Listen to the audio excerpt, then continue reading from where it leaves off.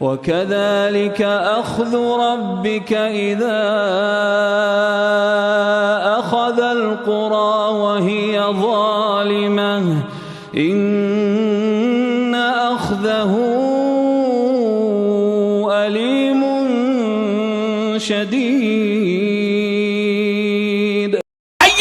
ایک حدیث سے میں تمام کے تمام عقائد بریلویہ کا رد کرتا ہوں۔ پہلے حدیث سنیں، حدیث اس طرح وان ابن عباس رضی اللہ تعالی عنہما قال مات انسان كان رسول الله صلى الله عليه وسلم يعوده فمات بالليل فدفنوه ليلا فلما اصبح اخبروا فقال ما منعكم ان تعلموني قالوا كان الليل وكان فكرهنا وكان ظلمة ان نشق عليك فاتى قبره وصلى عليه رواه البخاري في كتاب الجرائد۔ حضرت امام بخاری حدیث پاک کو ایسے کتاب الجرائد کے اندر راوی حضرت عبداللہ ابن عباس ہیں۔ حضرت عبداللہ ابن عباس فرماتے ہیں کہ ایک آدمی بیمار تھا، نبی کریم صلی اللہ علیہ وسلم اس کی عیادت کے لیے جایا کرتا تھا، رات میں مر گیا، وہ رات میں لوگوں نے دفن کر دیا۔ ایک مسئلہ معلوم ہوا کہ آدمی رات کے اندر مر جائے تو رات کے اندر دفن کرنا جائز ہے، صرف 5 اوقات کے اندر مردے کو دفن نہیں کرنا چاہیے، 5 اوقات پہ، تفصیل کا موقع نہیں، علماء سے پوچھ لینا۔ تو رات کے اندر اگر مر جائے تو رات کے اندر دفن کرنا جائز ہے، 5 اوقات میں مردے کو دفن نہیں کرنا چاہیے۔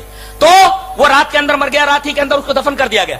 صبح جب ہوئی تو کہا کہ صحابہ کرام نے آ کر کے کہ اللہ کے رسول، وہ آدمی جو بیمار تھا اور آپ اس کی عیادت کے لیے جایا کرتے تھے، وہ آدمی تو مر گیا۔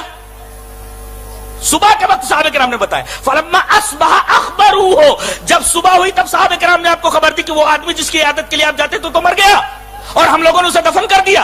نبی کریم صلی اللہ علیہ وسلم نے پوچھا، کہا ما منعکم ان تعلمونی، ارے تم لوگوں نے مجھے بتایا کیوں نہیں؟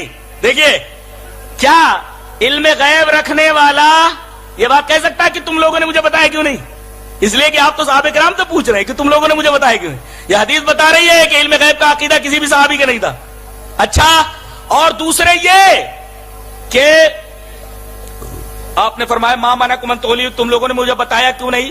اس سے پتا چلا کہ آپ کو غیب کا علم ہے۔ دوسرے آپ حاضر و ناظر بھی نہیں ہے، اس لیے کہ اگر آپ ہر جگہ حاضر و ناظر ہوتے تو اس کو وہ مر رہا تھا آپ کو معلوم ہوتا، وہ نہلایا جا رہا تھا معلوم ہوتا، اسے قبر میں دفن کیا جا رہا تھا آپ کو معلوم ہوتا، اور جو کہتے ہیں کہ قبر میں بھی آپ کو دکھایا جاتا ہے آپ وہاں بھی ہوتے۔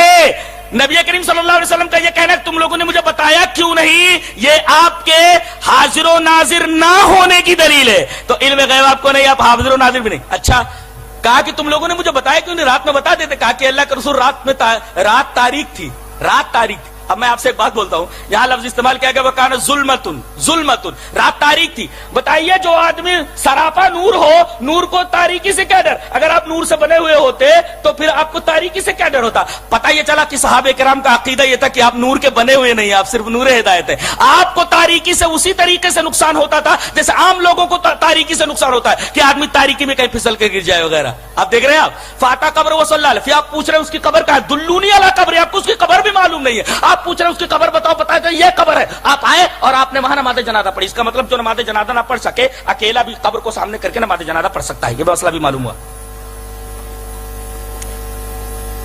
عالم الغیب ہونے کا رد ہوا، حاضر و ناظر ہونے کا رد ہوا، اور آپ کے نور ہونے کا رد ہوا۔ آپ نور ہدایت ہیں، نور مجسم نہیں ہے، لہذا نور مجسم کا عقیدہ کسی بھی صحابی کا نہیں ہے، اور یہ قرآن کا بھی عقیدہ نہیں، حدیث کا بھی عقیدہ